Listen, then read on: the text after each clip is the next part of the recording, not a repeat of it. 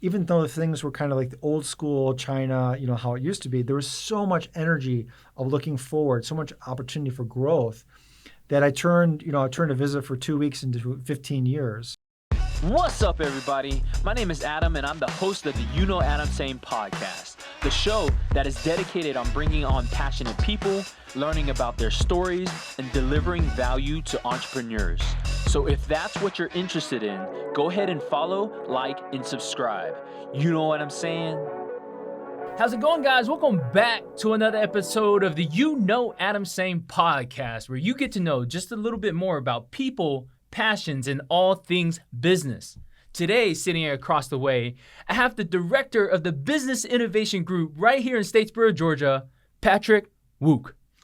Thank you very much, Adam. I really appreciate being on the show. It's really a pleasure to be here. Absolutely. Welcome to the show. Fun fact for everybody out there, Patrick knows how to speak Chinese. Should we put it to a test? 听不懂啊。听不懂。我不会啊。你会普通话吗？欢迎你到我的show来。Patrick, we are honestly very happy to have you in Statesboro. You came to us recently. When did you get to Statesboro? Well, I got here, Adam, I think March 1st was the exact day when I first started, but a little bit before then, and I came all the way from Houston, as you know. And I was in Houston for about 2.5 years, maybe like 3 years there. And before that, I was up in Duluth, Minnesota. So I've been around a little bit, and a difference in difference between Duluth and Houston is a little bit. And I really love being here in Georgia, in South Georgia. It's really amazing, and really have been appreciative being part of this great community we have here at Big. Yeah. So like just being completely honest, I mean, not many people know about who Patrick is, and this is the show that we get to let it all out. So tell me a little bit about who you are. I am a serial entrepreneur. I took over my first business when I was 25. And it was a family-run business. It was we were in the insurance and lending business. Actually, we were in the insurance and then got into lending after I acquired it. And then later from there, after I sold that business, I went into a nonprofit. I helped build a sport. I don't know if your people out there have heard of a collegiate triathlon, but I was in the sport of triathlon. We helped build, with the help of support of the Olympic Committee, the first supply, or what we call a feeder chain, for the sport of triathlon in the United States. And so I did that for a little bit. And then, as you know, I was in China for about 15 years after that. Built 4 companies in China.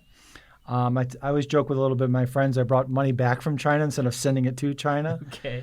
And then from there, I had a little change in my life, because I finally decided that there was something I really wanted to get back. I'd run companies for a long period of my time, since I had been 25. And then I decided that I wanted to start teaching entrepreneurship, because it was the one thing I really knew, and it was the one thing I was exceptionally passionate about.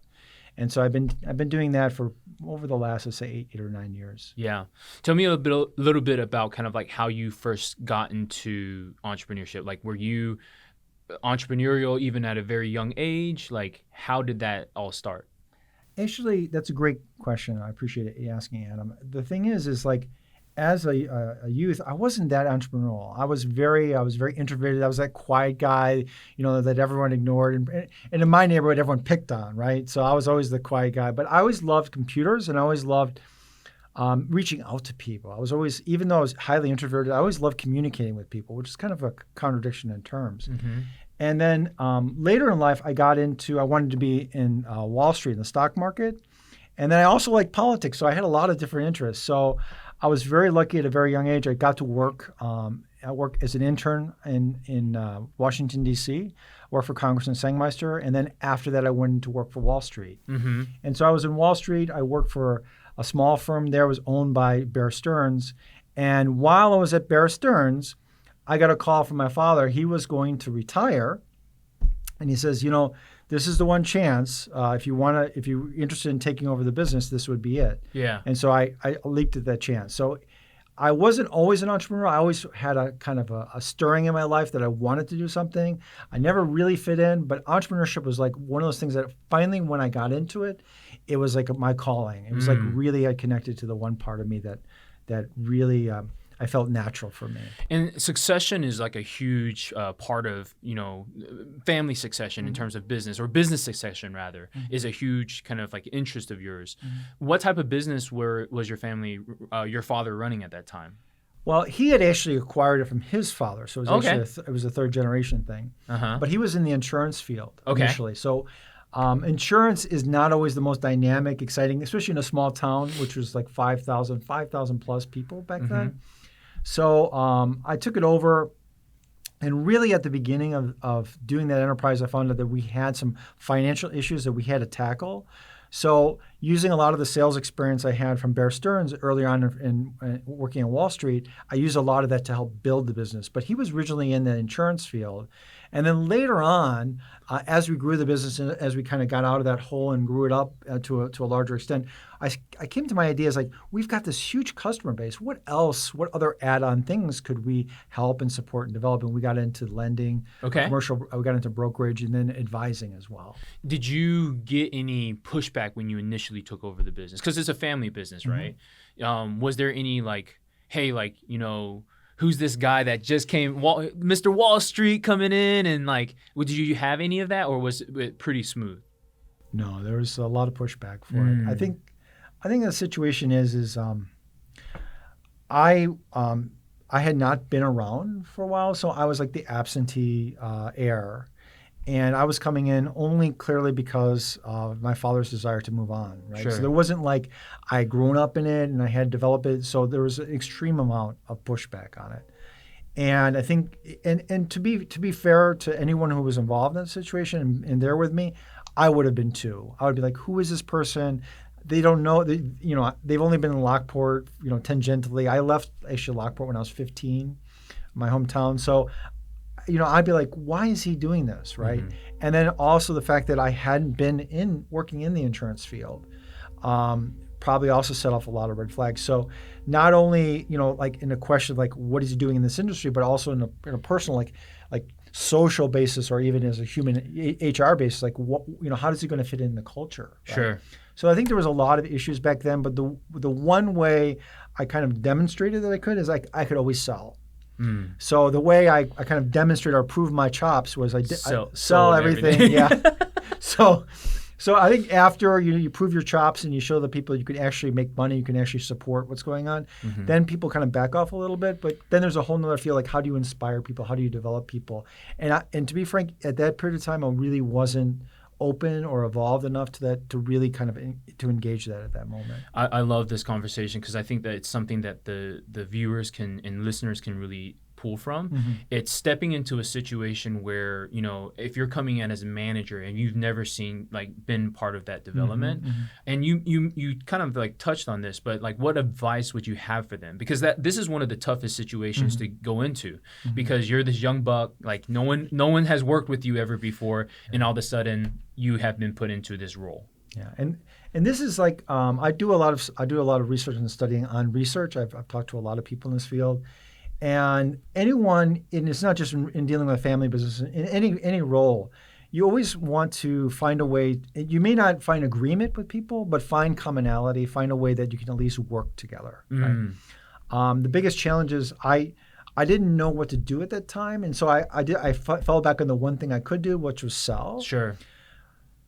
If I could have spent a little bit more time in getting everyone on board, getting to know everyone, and once again, they wouldn't have to agree with me, but at least get to know you. Sure. I think over time, most people, they have this understanding like, hey, you're going to be around, I'm going to be around, we're on the same ship. Let's try to find a way, right? Yeah. And I think I would have spent more time just getting to know people, having a coffee with people, which I try to do more and more these days. Like when I get to know people, have a coffee, right? Sure. Just as simple as having a coffee and a chat. I think that can really open up opportunities, right? Yep. I think we've gotten so busy with our iPhones and we got so busy with technology, we kind of fall back on that.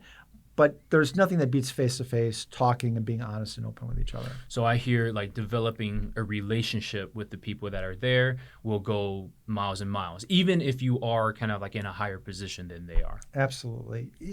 And even if you don't want to look at it as a way of like developing the relationship, it'll give you a lot of understanding of what's going on. Right? Understood. And then at least that way you can start to kind of process, like, maybe I'm not connecting with the person now, but what's the things that they're interested in? Where are the problems that we have in the company, and how can I be handling all these different parts and facets of it? So it's really, I love just having a coffee with people. I think it's a really, easy, I don't want to say easy solution, but easy thing you can do. That's awesome. So let's move forward. So you're in the insurance agency for how long? Seemed like almost 20 years. Yeah. But it was actually probably 5. So I was in there for 5 or 6 years. It was a situation that my father wanted to retire, so we paid off debts. We paid off a lot of things we had to do, and then he eventually wanted to go on. And so we paid that off, and then once he was off that, for lack of a better hook, and he was on it with his life, I had a self-reflection of what did I want to do for the rest of my life.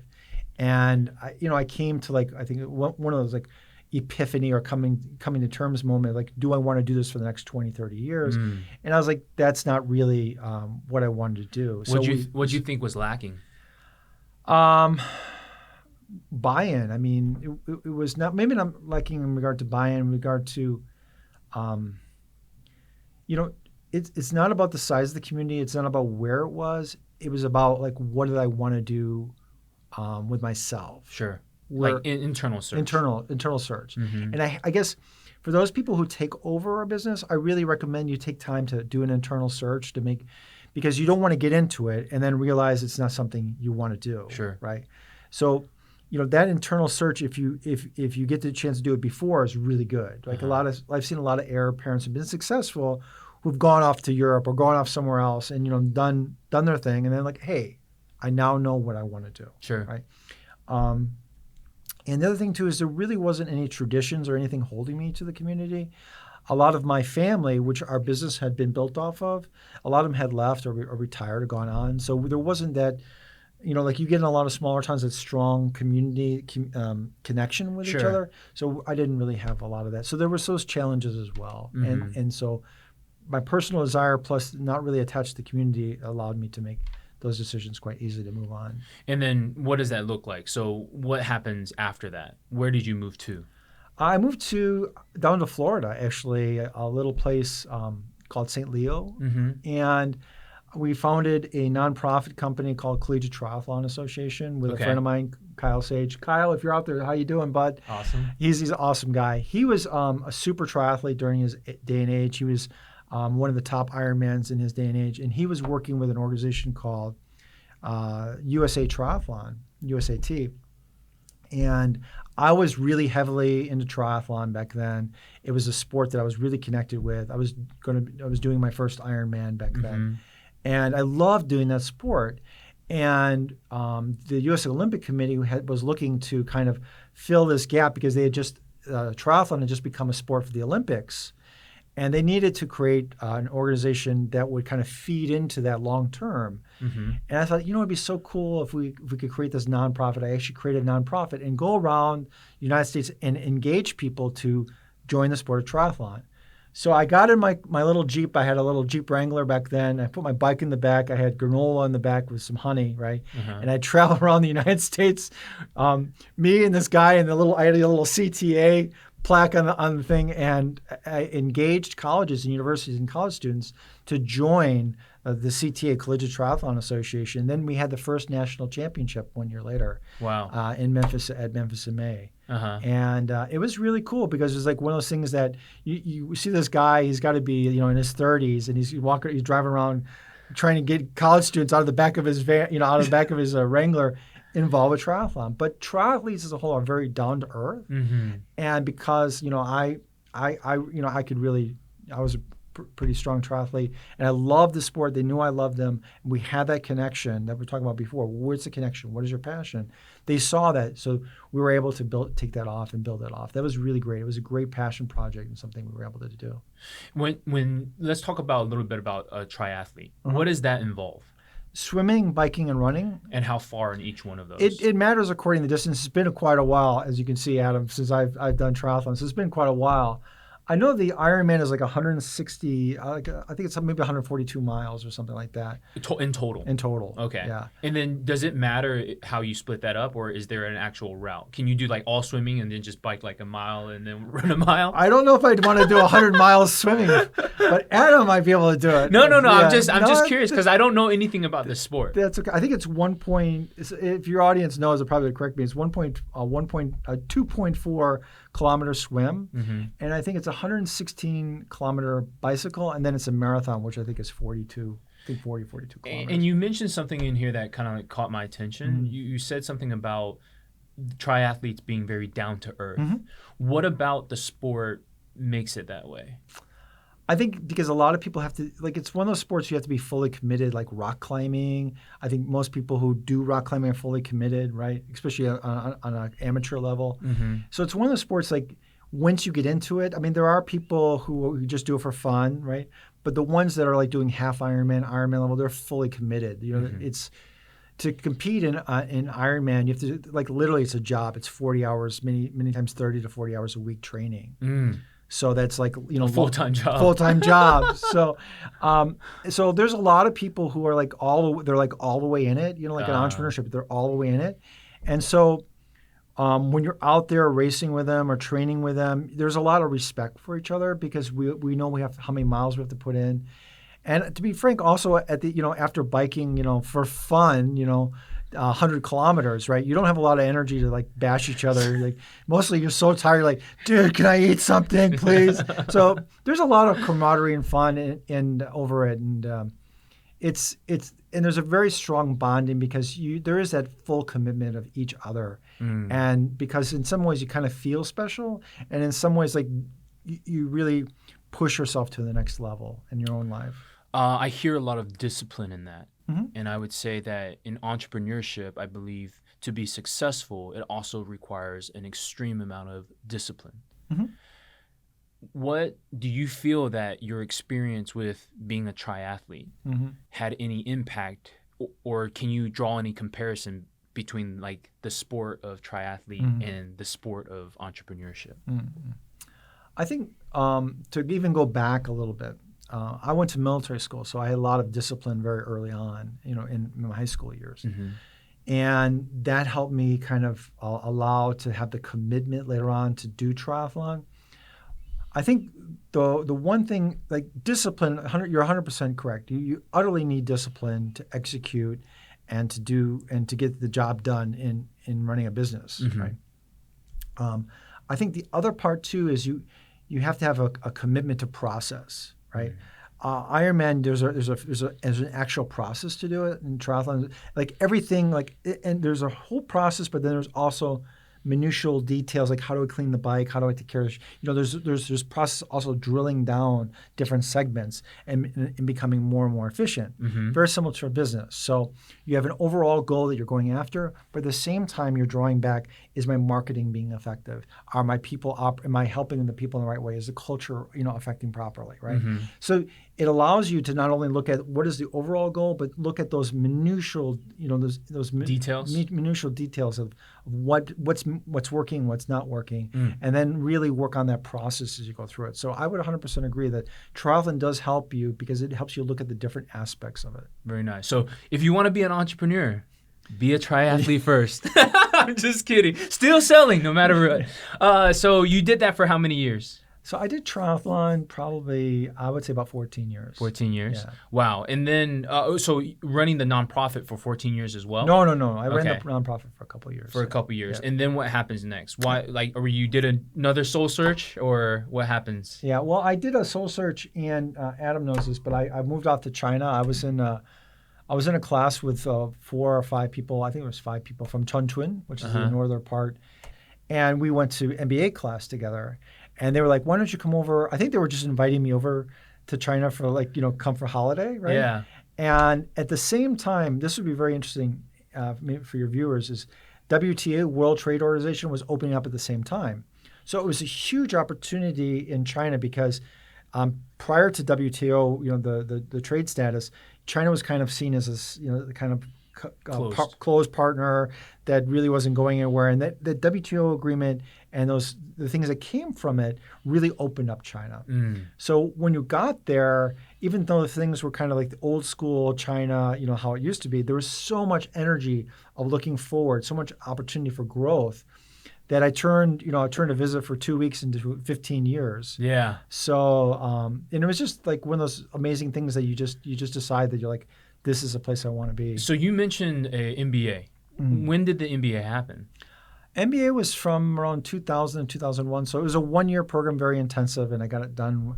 I was able to get it done within like 10 months. And when, like, were you at the triathlon nonprofit, or were you at the insurance? Like, where were you during this, all of this? Great question. So I had sold the business and I moved down to Florida, and we were running the nonprofit out of St. Leo University. And so I went over to the president of the university at the time, and I said, "Hey, we're running this nonprofit. Can I get a discount?" Right? Yeah, because we're promoting. We're promoting the school, right? Sure. And so I got my MBA for free. Yeah, right? That's amazing. Yeah, well, I had to pay a couple fees, right? Sure. But we were able to negotiate a deal because we were out promoting St. Leo. We were out there in the community. We actually had our headquarters on campus. It was in the upstairs of the basketball stadium. If you couldn't, it was just a tiny. Okay. It was a tiny place, but it was ours. We had CTA, all against the walls, but I turned that into building a nonprofit there and also getting my degree at the same time. Why did you go after your MBA at that time? Was there any like intentionality behind it of saying like, hey, like I'm probably going to use this in the future, or we're going to use it for the nonprofit? What was the reasoning? I thought it would be very useful in running companies, like to understand more about the business, because I understood, like when I was going through school, I just wanted to get through for my undergraduate. I didn't really care. I wasn't a great student. As many of us are. I was not a very good student. So I said, well, okay, now I'm going to be a good student for the first time in my life. Okay? Yeah. So I went back, and I actually got a 3.98 average. Wow. One teacher, I still know who you did it. One teacher gave me a B+. So, but I really was very intentional in learning and wanted to learn, kind of really deep dive into all those things that I had missed in my undergraduate. And I use a lot of the things that I even learned back during that time, even today. So like looking, how to look at books, accounting, finance. But those are the things that I found very useful. I think that's a common story within, entrepreneurs for some reason. The undergrad, we just kind of don't really, I don't know if it's because it's a habit of us not to follow rules. I don't know why that's the case. Do you think that school maybe happens too early? What are your thoughts on that? I just never really, I work for universities. We got to be careful. Tread carefully. So at that time in my life, I didn't really understand school. I was always a very good self-learner. Like I learned Chinese on my own, right? So I was always a self-learner. And to me, I was always also, I had very short attention span. So the idea that I didn't really connect with it, at the same time I really didn't have the attention for it, didn't work very well towards the educational part. As I got older and more mature and understood the purpose of it, and at the same time, got a little bit more patience with things, then it became more applicable and I understood it. And then also I could see where I wanted to go with it too. Sure. I think more back to your question, I think sometimes when people, and this is not the case for everyone. Sometimes in the case when you go to school, you don't understand its application in your life. Sure. You're just doing it because you have to or you want to. It's a social stigma, right? You need to go to school. Right. And so, I identify and understand what's going on with that. And it's cool because I think university does create opportunities, create a place where you can experiment and learn what you want to do.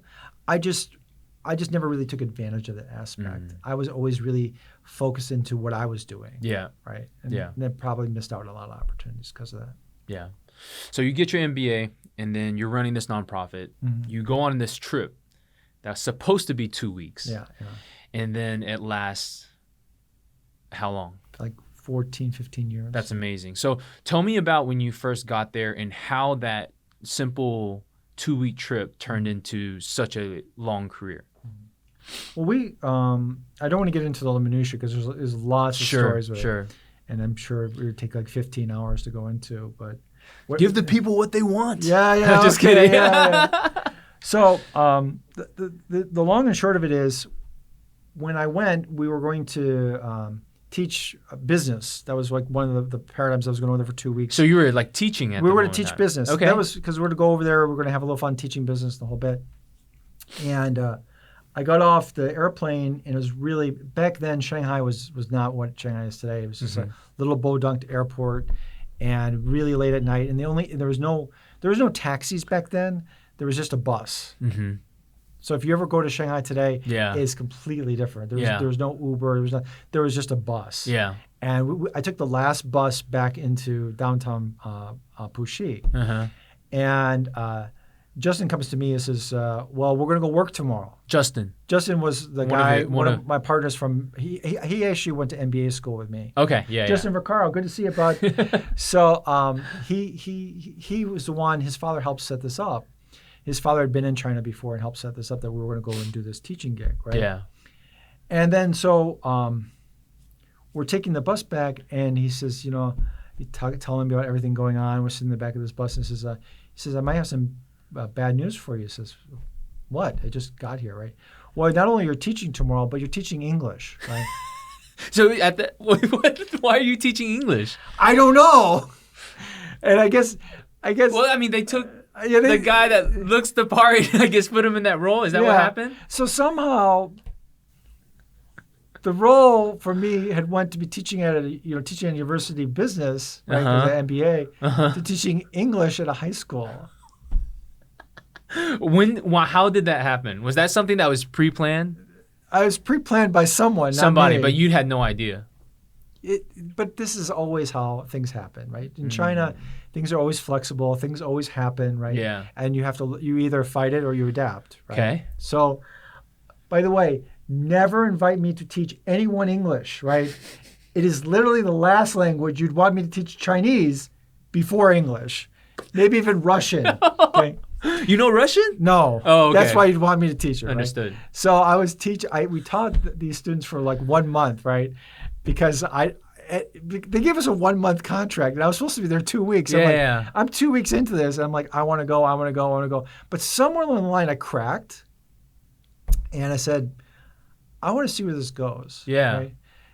But I turned to Justin, and I said, I'm not going to be teaching English. I can't do this. So we did that for another like after a month of doing it, like another week and a half. I set up my first woofie there, which is a wholly owned foreign entity. We were like that was kind of a new thing back then. So we'd set that up, and we set up in this place called Zhangjianggaoke. It's out in it's like an industrial park. It's in the technology park. Okay. So most of Shanghai back then there was still a lot of industry, but they set up this thing called Zhangjianggaoke, which is in the Jilin and Sunling district. It used to be way far out in the Netherlands, of like the way far out place of Pudong. But nowadays it's considered a part of the city because the city's grown so much. Sure. And we had another friend, right, who convinced us that we should set up in the technology park. And then and we were trying to figure out what are we going to do, because no idea what was happening right at this point. No, you were just saying we were going to set something up because I'm not going to be teaching, right? Okay. So do you already make the decision that you were going to stay at that point? I did. I somewhere along the line between wanting to leave immediately and like, what the hell is this, right? And I hate everyone, and I want to you basically throw everyone to a chopper, right?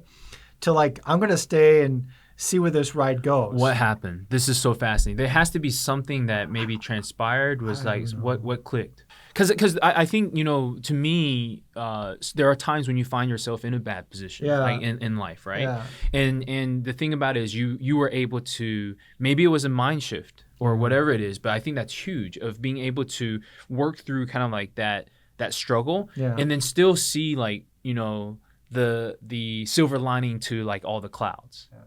I think it was that I had a little money left over from the sale of the business, and I didn't want to go back because I envisioned going back to the States was like going back in insurance, like being back in I wanted to do something that broke me out of that mode and out of that model.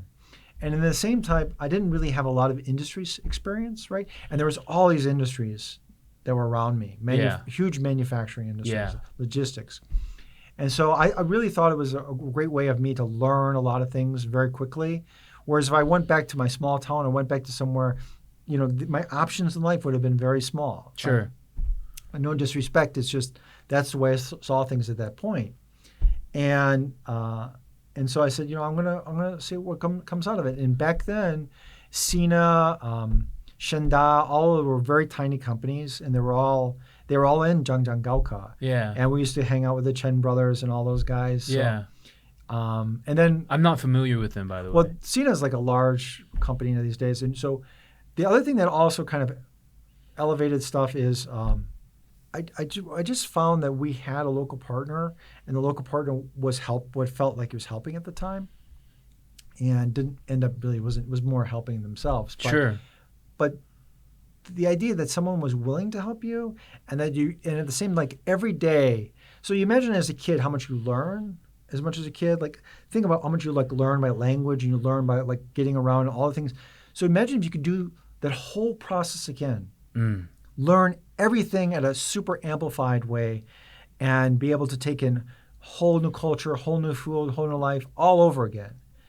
And so once I get past the fear of being there, the fear of doing business, it was like this amazing ride of being able to learn a whole new way of life, whole new culture, whole new way of doing business. And it was just the most amazing thing. It's like every day was a new experience. Yeah. And so did you speak any Chinese at this point? No. Zero. No, zero. How difficult was that to overcome? Because I think, as a business person in the US, language is one of the basic communication skills, right? Like that is one of the building blocks that you could always work off of. But when you step into a environment where you don't even speak the language and you're doing business, I can't imagine how challenging that is. Well, it was more of a persistence than a consistency. It was a situation that a lot of foreigners who had been in China at that time, they depended a lot on the people around them to translate, interpret. And initially, that's what you did. That's what I did. The thing that I noticed is as people were translating, the meaning of what I wanted to do, the way that I would do it, would not be explained in the way that I was talking to them. You'd get lost. It would get lost. And a lot of the opportunities were getting lost. So I said, I have to change this, right? And so I spent a fair amount of my time from that point on talking to cabbies, talking to people, going to restaurants. I used to tell, one of the stories I used to tell people, I still tell it to this day, is I used to go down there was a noodle shop right around the corner from me, right? And I would go into the noodle shop, and they had 36 things on the menu. And every day I would order a new one. And the way I would order the new one is to go, and they would go, mian, or fan, right? And I go, oh, fan, and I write it down, right? Or I go, mian, and I write it in English, right? As much as it sounds, right? Sure. And so after 36 days, I knew everything on the menu. And I slowly learned the Hanzi from that. And then I started to pick up the tone. But one of the things that really blew open the door for me is I got to writing Hanzi. And what I made a dedication is every day to write 10 new and learn 10 new characters. And I figured if I learned 10 new characters every day after a year, I would know 365 or 3,650 characters. Which is what you need to be able to read a newspaper. Wow. Yeah.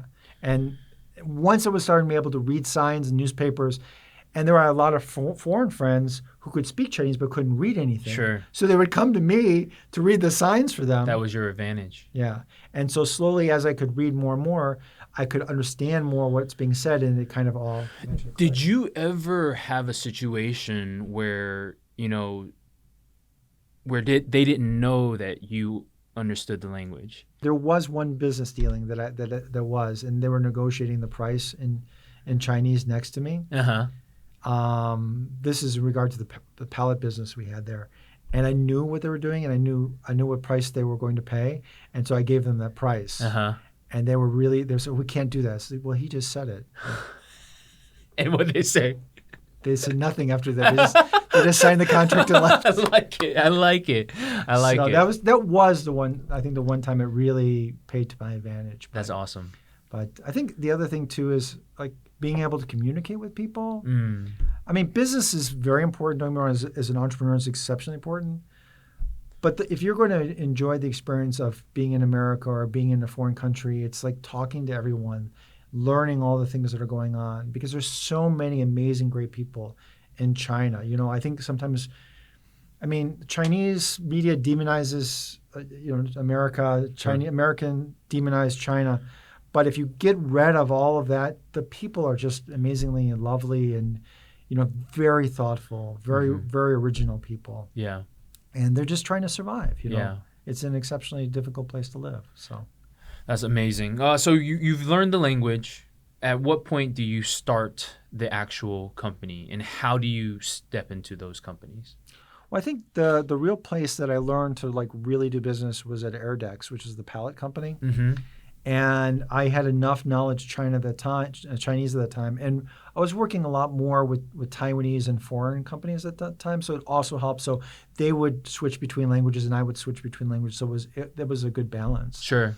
And they were a startup, and I had a position at that time with them, and in them, and they had brought a pallet over from Australia, and it was originally in the wine industry, and it's a shock-proof pallet that can be used for transportation. But they were trying to find different uses for it, and one of the areas they were thinking was air freight, because air freight is done by weight. Sure. And this is a very lightweight pallet. And so they had been trying for years. They work with Motorola, work with other customers. And I was able to secure the first customer for them, which was Toshiba at the time. And thank you, John. John Rayfield was the one who introduced Toshiba to me. Love that. But John had worked, he was the president, Toshiba, retired at the time, but he had been the president. He introduced Toshiba to us, which Toshiba is a Japanese company. It's very hard to get introductions to. And so we were able to get a chance to work with them, and we were able to close that deal. I helped close that deal. So is this the Wolf? Is Woofy the pallet company, or was there's still some gap in there? So there was a gap. Okay, so there's a gap between my knowledge of being able to do business, yes, and being able to speak and do business, sure, and walking around aimlessly. Right? Okay. So I had a Woofy, but during that time we were still, in our growing pains. Sure. Right? Still trying to figure out. We actually, that Woofy, the pallet company came later, but the Woofy, we originally started that as a software outsourcing company. Okay. Now the funny part is, all the members of the company, none of us knew any software programming. Interesting. I like it. So what was the plan? We're going to figure it out. We're going to figure it out. That's China. We're going to figure out where to set it up. Because there was a lot of tax benefits back in those days to set up in Zhangjianggaoke. Like you pay no taxes. Sure. So no income tax for the company, no business tax, nothing. So it was a great time to set, but you have to set up a technology company. Sure. And so we were able to get one and register it at very low cost because we knew the person who was running the district there. Yep. So they were able to set it up for us. But we didn't have any idea what we were doing. So we eventually, the only thing we were able to find, because we weren't able to do software, we tried for a while. We tried to make software. We actually hired people to do software.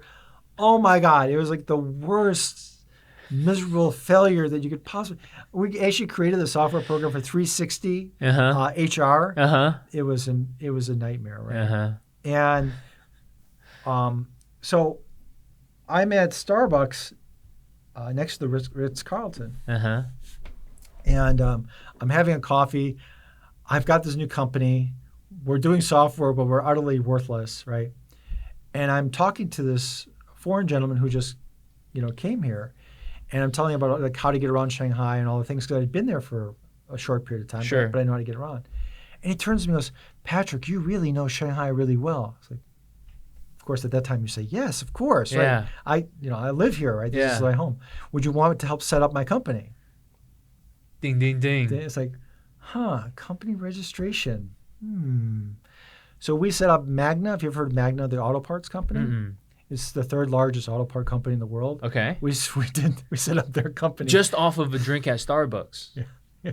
Man, I've been telling a lot of people this like same thought Yeah. is like you never know who you're gonna meet. Exactly. Right.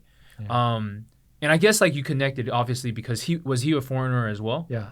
I got you. So you guys were talking. Keith, I love you, brother. Okay. Yeah. Sorry. Yeah, that's awesome. Yeah. But so you get the opportunity to do this, and then at that point, do you just step away from kind of like the software stuff, and then it's like, okay, this is the main deal. They started doing company registrations. Got you. Yeah. And then does the team follow you? Everybody that's part of that initial group? Well, the software outsourcing, we actually outsourcing it because we couldn't do anything, so we outsourced that to someone else. Yes. So we're an outsourcing company that was outsourcing to someone else. Sure. Right? So we got rid of them. That's right. And we focus on company registrations after that. Yeah. Yeah. What happens after that? What's next? We actually started making money. Yeah. Congratulations. This is how long into this period of time in China? It had to be like 2 years. Wow. 2 years. It was a grind. Yeah, we started making How'd money. that feel when you guys started like, all right, this is actually something now? It was bizarre. Wasn't used to it? Bizarre. Yeah, it's just surreal, right? Yeah. And so there's two rules in China, right? There's one rule that the new person off the boat is always going to get killed, right? Okay. And no one's ever going to take advantage of a company that doesn't have money, right? So as soon as you start having money, then you're on everyone's target list. Yeah. Right? And that's when we started having some problems with other people. So I don't want to get into the particulars. It's okay. But we started having problems with other particulars. So we eventually, after we became profitable, after we become successful, that's when issues started showing up. Not before. Now, see, the funny part is like when you're struggling, everyone's together. Yeah. That's right. Because there's no money on the table. Yeah. Once there's money, everything kind of like changes. It's so funny that no matter what culture it is, it seems like that's the repeating thing, huh? So yeah, and then so eventually, we did close that company. Yeah. Right? And then transitioned to the pallet company after that. So it was, and then like everything in China is always like stepping stones. So you always kind of figure out where you're at, what you want to do next, because things can move so quickly there, and and the challenges, opportunities can close very quickly, and at that time is a very dynamic time. Yeah. So that's fascinating. So with all this experience, you were in China for 14 years. Mm-hmm. Then there's this like wealth of knowledge that you've built. Mm-hmm. I feel like you went soul searching again. Yeah. And then what'd you find? So we came to a point in about. I have to reflect now because I'm a little bit older. In 2012. Well, I'm not in China. So Bo Xilai was up for the position of chairman, and of course Xi Jinping came in, and of course that whole story kind of break down. You can look in the news if you want to find that one. That's right. And Xi was not a very big fan of Bo Xilai, right? And so our operations in Dalian. That was the home of where Bo Xilai kind of helped build Dalian to where it was, and Liaoning. So a lot of the people in Liaoning and in Dalian, they're supporters of Bo Xilai. Sure. Well, when she came in, a lot of those people, like overnight, I couldn't find them anymore. Disappeared. That's crazy. So all the people we were doing business with? Sure. No idea. Overnight. And so I came to my idea, well, if they're my friends, how much longer before I disappear? So I was like, and at the same time, Lu Wei, who's an old friend of mine that I actually had given a book to 10 years ago. When I first came, 2002, I gave him a book, Gung Ho. Yeah. He calls me, he says, Zhongguo Kuji Daxue, which is University of Science and Technology of China, is now opening for foreigners. Would I like to come and do my PhD? And I'm like, good timing. Yeah. Then I asked, would you pay for it? Yeah. No, but we could get you a scholarship. So the Thank you for the Chinese government for paying for my PhD. That's awesome. Yeah, so I received a scholarship from the People's Republic of China to pay for my PhD. So. And then, so what did you study for your PhD? Mostly, this is doctorate of philosophy, but I mostly study entrepreneurship. Yeah, so, phenomenal. And particularly how entrepreneurs are successful in China, like what type and how do they become successful? Huge, because like you've seen like from all different angles, especially since you were in it for so long. Yeah, and I think, and that was the thing is, I wanted to see like how I did it and how other people did it, because I wanted to understand like, was their journey the same as mine, or how are their, and then we did a study of like, what countries are more successful, and how did they become, is there certain parameters that made people more successful? And so we did a really good, nice research. The paper never got published, by the way. But we did a lot of like I did almost 130 interviews with different entrepreneurs in China who were foreigners and how they became successful. And what did you find? Give me kind of like a... Very interesting results. Make a guess what country produces the most successful, on average, the most successful entrepreneurs? China.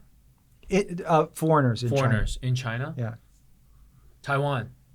Well, besides Taiwan. Oh, but Taiwan doesn't count? Oh, I guess, okay. We'll leave that topic alone. U.S.? No. Not even close. Sweden. So a country that's socialist produces... Because they understand the culture, the structure? I think it's more that, even though they're a socialist culture, actually Deng Xiaoping has a great saying. It's, black cat, white cat, whatever catches the mouse, right? We have this philosophy in our country that socialism or capitalism is right. Why can't you use both? Why can't? And I think most of the people who come from Sweden, they understand the socialist system, but they also know how to leverage the capitalist system so they can understand and use both to their success. And that to me, because that was one of the things that came up from them. The other thing too that Swedish people were very good at is taking advantage of policy, right? So like grants and things like that. Like Americans and people who come from free market, they don't look at policy. They look at the market. Correct. But people who come from policy-driven countries or used to policy, they look at those and they ask, how can I take advantage? How can I use this as an opportunity? Yeah. Right. And the foreigners who were very successful in China, they knew in minutia how policy could be leveraged and taken advantage of, and then they would invest capital or use capital in a unique way. So they were using that social structure, and then injecting their capital for success. That's fascinating. Yeah. That's fascinating. That's super cool. And then so you got your PhD, and then what's the next step? We came back to the U.S. Yeah, and so we did a stint. I taught at Tec de Monterrey for a little bit as a visiting professor. Where's that? It's in. I was in Aguascalientes, Mexico, and that was. You just didn't want to come back to the U.S., did you? I came back for a bit, but I didn't have any chops back then. So when you apply, you have a PhD, but you don't really. You have a background from a Chinese school. Got you. Right. So you were still so this is the move towards education now, where you're trying to figure out trying to get back to the States to teach. Exactly. Thank you very much for the side in. I appreciate it. But I wanted to start learning how could I teach, right? How can I, and a lot of in the last 15 years, a lot of how business was taught had changed, right? And the BMC business model canvas came out, and a lot of it. So I had to learn a lot of those things. But at the same time, I had all of the market knowledge, all the practical experience from China, right? Which was kind of frustrating because it was kind of weird because if you talk to people in Mexico about how to do business in China, they were excited. Yeah. They wanted to learn how the Chinese do business, right? Yeah. They were very excited. But if you went to the States, they don't care. No one cared. Right? That's fast. Why would you say that's the case? I think in Mexico they're very outward-looking for business because maybe there just may not be enough domestic market for them. So to them, they see the opportunity internationally, whereas I think we have such a large domestic market. We just look internally. And I always confused because, why can't you do both? Sure. Why can't you do both? Yeah.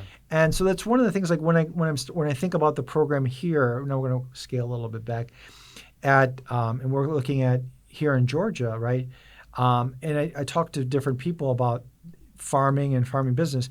There's a huge opportunities in China for agriculture. They in fact, I will tell you this out there in the ether, right? They love American food, right? They are crazy about it. Fruits, veg, anything they get from the U.S. they love. Yeah. The challenge is, of course, transportation. Getting it over there. But we're in Savannah, so let them know. Yeah, there's huge opportunities, and I think. Will vegetables make the trip? Yeah, of course. You think so? Yeah, flash freeze them. Oh, I see. So you flash freeze them, and then they go in, and then you ship them. So you could do it. I mean, there's nothing stopping us from doing it. So there's huge opportunities going back to China, going back to Asia. It's just, I think a lot of times we just don't see it, right? Because we're so involved with the domestic market. And we have great opportunities out in Metter. Hi, everyone out in Metter, at the Georgia Growing Center. And I've started to see some of the people actually that are clients that are interested in doing international markets. So to me, that's exciting.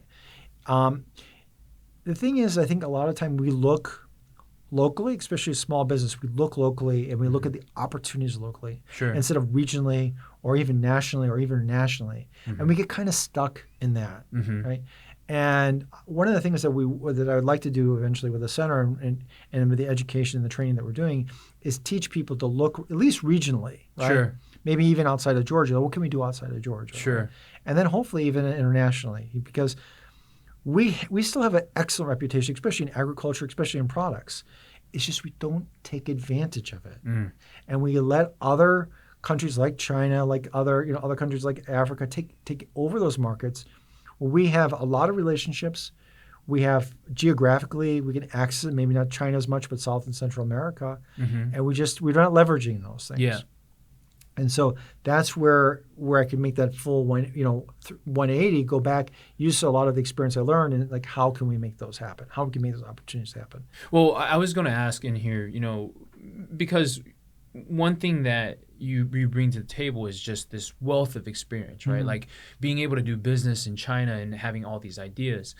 As someone that grows up in a small area, right? Maybe they don't get the opportunities to travel the world. Maybe they don't get these, places that they can go to. How does one start thinking outside of the box? Because you're really talking about basically pushing yourself to think, how can I do business globally, right? And you bring that to someone that is like, they've spent their entire lives in the fields. How can they even wrap their mind around that, right? How do you get them to do that? Is that just by sharing the stories that you have, or what would you suggest? There's a few ways you can start doing it. First of all, and this is one of the things that we're working on here at Georgia Southern is getting every entrepreneur a mentor. Having someone you can turn to who's done it before, who can help you through the ropes. The other thing is for growers and for exporters, we do have organizations, government organizations, who will help you do international business. So there are entities out there who will help you. We have a great entity here, a Small Business Development Center run by Valerie, right?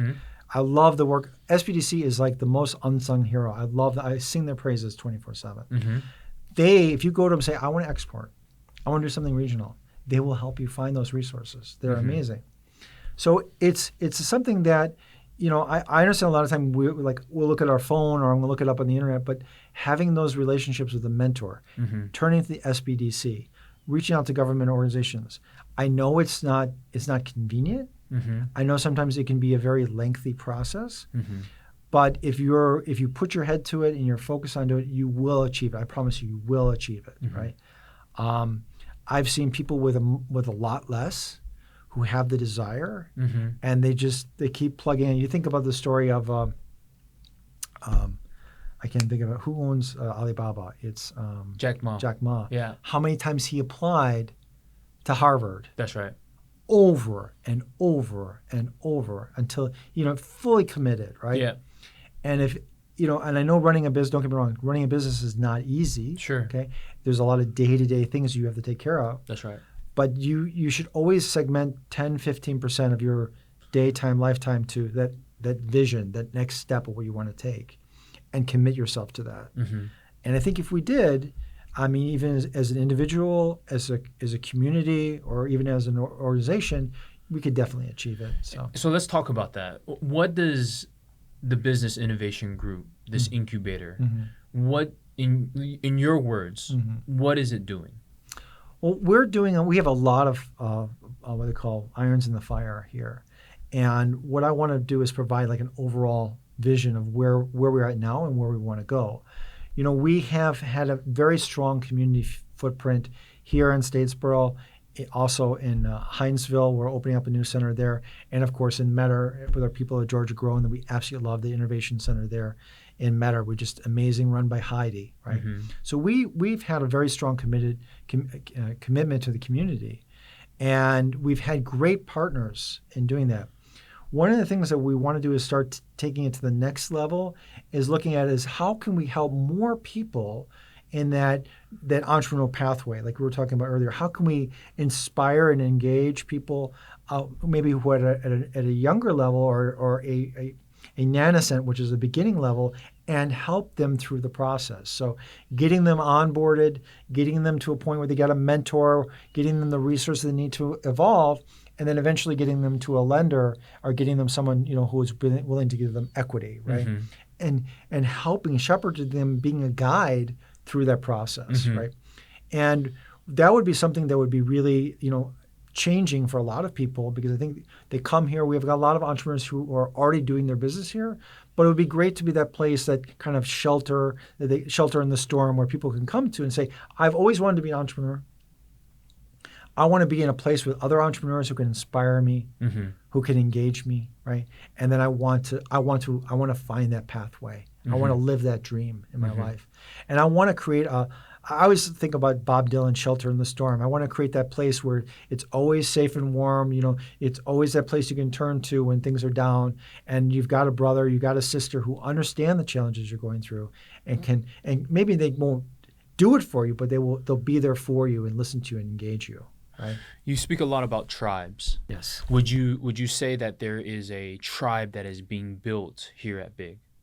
I would say there is the real there's the roots of it. There's an amazing roots. They have you here, Adam. We've got Garrett here. We've got I would even include myself. We've got some really beautiful beginnings, and we've got some really great other people here who are really contributing to that. What I want to do is, I want to say leverage, but have other people experience the things that we have and come in and know that we're here. Not just participating in our own businesses, but be a part of your podcast, right? Be a part of like the big cafe that we put on. Be a part of the community, and even help us find new and exciting ways to expand the community. Maybe not just have a big cafe, once a month, but have it every week, right? And really force us to say, what are the things that we can do to provide create a tribe, create opportunities that are beyond these original shoots, and really that we can create it inside of this space, and then hopefully outflow into Statesboro and maybe even the surrounding communities. Really just inspire, create a village of people, create a tribe of people who really want to be a part of something connected. Absolutely. In here, there are some entrepreneurs out there that are trying to find their way. Why do you think that an incubator is one of the best decisions that they can make or they can go to for that? So an incubator, for a majority of people, it's a great place to go to. There will be a group of people who, no matter where you put them, they're always going to start a business, right? You can put them in Shanghai, China, or you can put them anywhere, right? They're always going to do business, right? There are parts of the equation of running a business that are not easy. Specifically mentor, right? Specifically knowing the resources for funding, right? Especially maybe sales or digital marketing or social media, right? There's all these different parts and aspects. So having a place where you can reach out and have access to those things would be an amazing thing. And I think the other thing too is we don't always have to always throw people to the wolves. Sometimes by having a defined pathway where you can help people along the way, where people understand that they're getting somewhere, that they're going somewhere, having that encouragement, having those people that says, hey, dude, you just need to get a few more sales, and once you get those sales behind you, you'll see what I'm talking about, right? You just sometimes you just need that point of encouragement, right?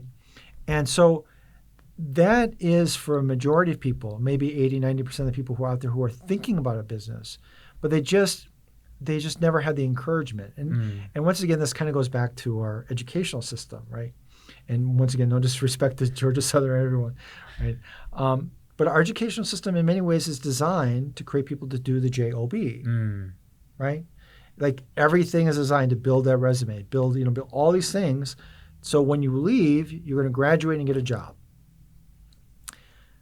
Very rarely ever heard at universities, like when you're going to leave, you're going to run your own company. So there's a lot of infrastructure designed to help people get jobs, which is an amazing and beautiful thing, and it's an occupation. I love that Georgia Southern set up an alternative opportunity for people who want more than a job, or maybe they don't want to have a job. I love that Georgia Southern made the investment in this community to say, look, there are people who want the entrepreneurial lifestyle. They want to live that way, right? They want to learn that way. So if you want to call us alternative learning methodologies, Sure. right? Like homeschooling, but we're like shelter schooling, whatever, right? We're the place where you would go to get the schooling that you would do if you needed to want to become an entrepreneur. You don't know what to get your digital marketing. You don't know how to find a mentor. You don't know how to do your accounting, right? We're that source to come to get you to that next level so you can continue to progress, right?